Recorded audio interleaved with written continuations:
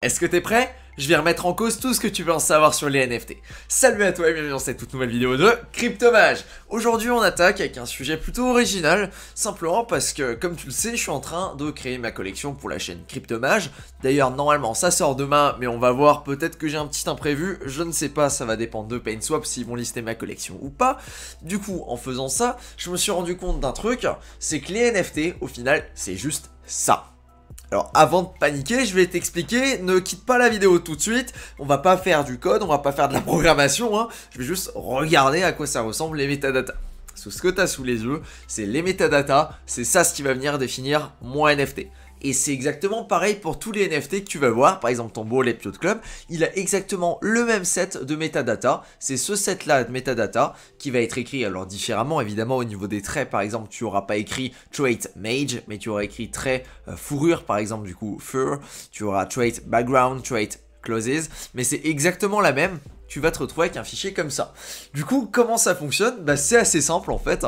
Il y a un nom qui est associé. Du coup, le nom, c'est ce qui va apparaître sur la collection quand celle-ci aura loadé sur PainsWap, ce que je pourrais te montrer demain normalement. Ensuite, on va avoir une description. C'est la description de ton image, voilà. Il n'y a rien de plus à dire. Et il y a surtout un truc très très intéressant, c'est l'image. Et oui, comme tu le sais, un NFT c'est une image, en tout cas c'est la définition que quasiment tout le monde a, NFT est égal à image. Peut-être que certains ont la version là où un NFT c'est également une image que seul un compte peut posséder et du coup qui est vérifié directement par la blockchain, c'est une définition qui va bien, mais au final c'est même pas une image, c'est un lien. Ouais je sais, c'est délirant. En fait c'est tout simplement ce lien là. Ce lien là, eh ben, il permet que ce NFT là, que cet objet là, il soit rattaché en fait à cette image là. C'est-à-dire que mon NFT là, il a un certain ID, et cette idée là, il va être rattaché directement à une image. Cette image là, ça va être celle-ci. Mais à la place de rattacher ça à une image, je peux rattacher ça à n'importe quel type de fichier. Ici, comme tu t'en rends compte, c'est un .png. Mais si j'ai envie, je peux rattacher ça à un .glb. C'est-à-dire, à la place d'être une image, ça va être un fichier 3D. C'est plutôt cool, c'est ce que j'ai fait pour ma collection Chunk NFT. Plutôt ce que mon développeur a fait. J'ai pas tout codé non plus, faut pas déconner. C'est assez sympathique et surtout c'est original parce que t'as quasiment aucune collection qui va s'amuser à utiliser ce type de fichier là. Et surtout c'est assez sympathique quand même en termes de présentation d'avoir ton petit fichier 3D que tu peux bouger dans tous les sens. Voilà. Mais c'est exactement pareil, ça reste un NFT. C'est juste qu'à la place d'utiliser un fichier image, je vais utiliser un fichier 3D. Plutôt cool, ça te montre qu'on peut faire pas mal de choses. Mais c'est pas ça l'objet en fait de cette vidéo. L'idée c'est de mettre en avant les différents types de NFT qui existent. Parce que ouais, il y a plusieurs types de collections.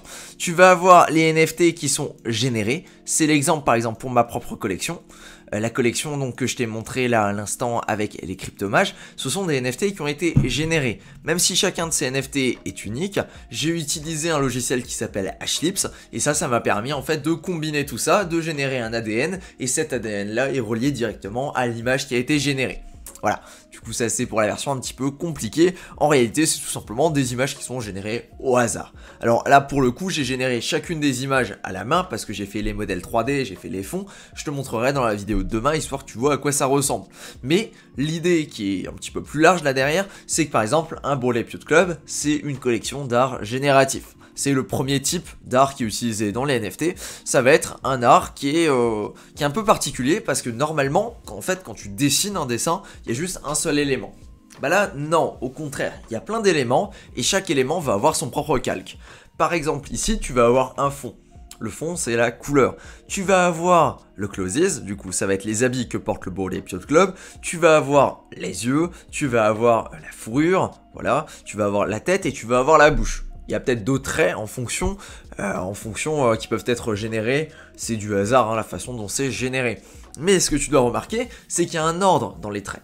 Par exemple ici, tu peux voir qu'on a d'abord le fond, ensuite on va avoir la fourrure, après tu vas avoir soit la casquette, soit comment on appelle ça? Soit les habits. Ou après tu vas avoir la bouche qui va être générée, après tu vas avoir les yeux qui vont être générés. Il y a un ordre en fait dans la génération. D'ailleurs c'est peut-être l'inverse, les yeux sont très certainement générés avant la casquette vu que la casquette passe au-dessus. Voilà, c'est juste pour te donner un ordre d'idée. En fait, ça fonctionne d'une façon assez simple. La personne qui veut créer ce type de collection-là va générer des dizaines, voire des centaines de traits. et ces traits-là en fait vont se retrouver dans des catégories. Par exemple, tu vas avoir une dizaine de backgrounds, un pour chaque couleur différente, tu vas avoir des dizaines d'habits, un pour chaque couleur différente, un pour chaque type d'habit différent, tu vas avoir une dizaine d'yeux, etc., etc. Et tu vas rentrer ça dans un algorithme. L'algorithme va prendre au hasard à chaque fois une image de chaque catégorie et va assembler tout ça pour créer ton NFT. C'est de l'art génératif et c'est ce qui est utilisé pour la majorité des collections NFT. C'est vraiment le truc le plus utilisé, quasiment toutes les collections que tu vas voir, elles utilisent ce mécanisme-là, simplement parce que quand tu veux créer de la quantité, bah tu peux pas t'amuser à créer 10 000 pièces qui sont totalement uniques. Non, c'est pas possible. Physiquement, t'as pas je sais pas combien de temps à mettre par œuvre à chaque fois. Non, du coup, tu vas utiliser ce process d'art génératif qui te permet d'avoir un résultat unique à chaque fois, mais c'est quand même basé sur les pièces que tu as dessinées à chaque fois. Par exemple, ici, le Bored Ape Yacht Club, qui est basé sur les différents traits qui ont été dessinés. C'est pour ça que tu peux avoir différents traits et également différents types de rareté. Parce que dans ton algorithme, tu peux lui dire, je veux que le trait là, par exemple avec la casquette, il soit rare. Je veux pas que ça arrive à chaque fois, je veux pas que chaque Bored Ape ait une casquette, mais je veux plutôt qu'il y en ait 1 sur 100 qui ait une casquette. Ou 1 sur 1000. Et c'est comme ça que la rareté elle est définie. C'est écrit dans le code, c'est écrit je veux un certain pourcentage d'apparition pour ce trait, et le code va s'exécuter et va te le donner. Et tu vas te retrouver avec ce pourcentage là qui est effectif sur la quantité de NFT que tu as généré. Ouais, c'est peut-être un petit peu technique, mais c'est ça l'idée. Ça c'est le premier type de collection qui existe, ce sont des NFT qui sont générés et qui sont vraiment faits de cette façon-là. Ils ont pour objectif majoritairement d'être vendus en masse et l'idée c'est vraiment d'essayer de créer de la hype derrière ce projet et pourquoi pas d'aller plus loin comme Bored Ape Yacht Club qui est en train de créer son propre métaverse, qui a créé d'autres collections derrière. Bref, l'idée c'est vraiment de développer ça et de voir un petit peu ça comme une marque, comme une startup dans laquelle l'idée c'est d'avoir un reach le plus important possible, c'est-à-dire que le plus de gens possible puissent voir ces NFT et puissent soit s'associer à eux, soit comprendre en fait le mécanisme derrière. L'idée un petit peu c'est comme les grosses boîtes, si tu veux, les boîtes de luxe. Quand tu achètes une chaussure ou des habits de chez Balenciaga, de chez Gucci, etc. Même si bon maintenant, je sais pas si t'as vu les dernières baskets de chez Balenciaga, mais... ouais, c'est littéralement ça. Et l'idée globale c'est que derrière quand tu achètes ça, toi tu es heureux. Ça te procure un sentiment de joie, un sentiment d'appartenance, et t'as envie de flex avec le truc que t'as acheté. C'est exactement le même principe au niveau des NFT. Sauf que c'est pas le même prix que tu vas payer pour un Bored Ape Yacht Club, ou alors pour ta paire de chaussures. Mais bon, passons. L'idée c'est simplement qu'il y a des gens qui ont plus de thunes et qui ont envie de dépenser cette thune pour se sentir bien, et du coup ils vont le faire dans des NFT. Ça c'est l'art NFT génératif. Maintenant il y a un autre type d'art, ça va être les NFT qui sont générés plutôt pour de l'utilité. Et là, tu me vois venir, hein, très clairement, on va parler de certains projets. On va parler par exemple de STEPN. STEPN, on s'en tape du design de la chaussure. Vraiment, hein, STEPN, il pourrait dessiner des carrés que les gens achèteraient. L'objectif de chez STEPN, c'est que ton NFT soit un NFT utilitaire, et son utilité principale, c'est de venir générer des GST. Peu importe le design du NFT, les gens seraient capables d'en acheter simplement pour pouvoir générer des GST qui ont une valeur marchande et qui permettent soit d'améliorer ta chaussure, soit d'être revendus pour générer des dollars, au choix, comme tu veux. Savoir que si tu fais ça, si tout le monde fait ça, la machine s'enraye, etc. Mais j'ai déjà une vidéo entière dédiée à tout ça, si ça t'intéresse, tu peux aller la regarder. Voilà. Donc ça c'est les NFT qui sont plutôt utilitaires et qui vont vraiment avoir une utilité derrière. Par exemple, mon NFT de chez Cryptomage, il va te permettre d'accéder à une formation, d'accéder à des rangs sur Discord et à terme d'avoir un petit peu plus de bonus, c'est-à-dire que quand je vais recevoir des partenariats ou autres, l'idée c'est de redistribuer en priorité aux gens qui possèdent ces NFT là. Voilà, c'est un petit peu le fonctionnement, c'est comme ça que j'ai mis ça en tête. Maintenant, ça va dépendre des projets, ça va dépendre de eux ce qu'ils veulent faire. En général, la majorité des projets vont se situer plutôt dans le côté NFT génératif, même si ceux-là également sont des NFT qui sont générés.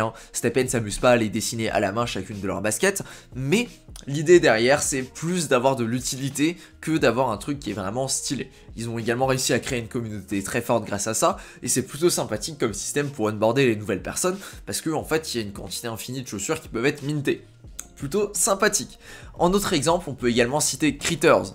Critters, c'est quoi? C'est un serveur Minecraft sur lequel tu peux jouer si tu possèdes un NFT de leur collection. Ça peut soit être le personnage, écoute, on va aller sur leur site directement, Voilà, Critters c'est donc un serveur Minecraft sur lequel tu peux jouer si tu possèdes le NFT, soit du personnage avec lequel tu vas jouer, soit directement de ton plot of land, c'est-à-dire de ton terrain sur la carte.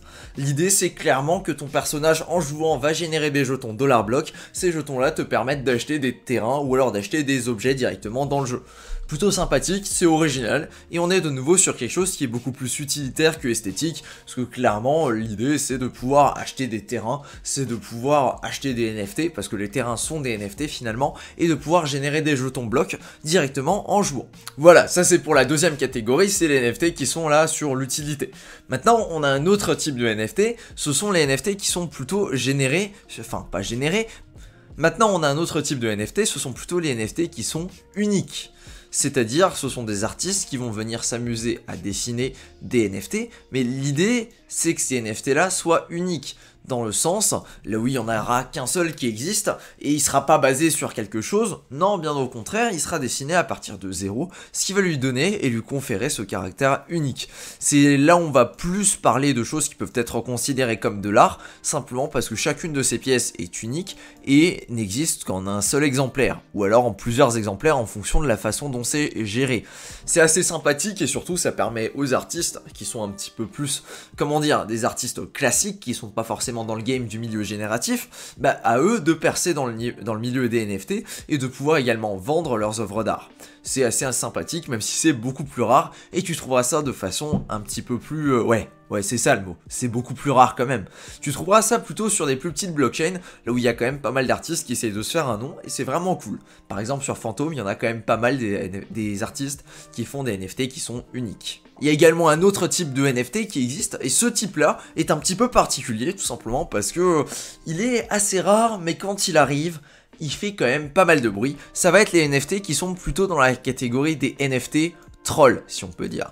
Alors troll pas parce qu'ils sont forcément moches, mais surtout parce que ce sont des NFT qui vont créer des communautés totalement énormes, et l'idée c'est vraiment de développer la communauté, mais la communauté avant tout.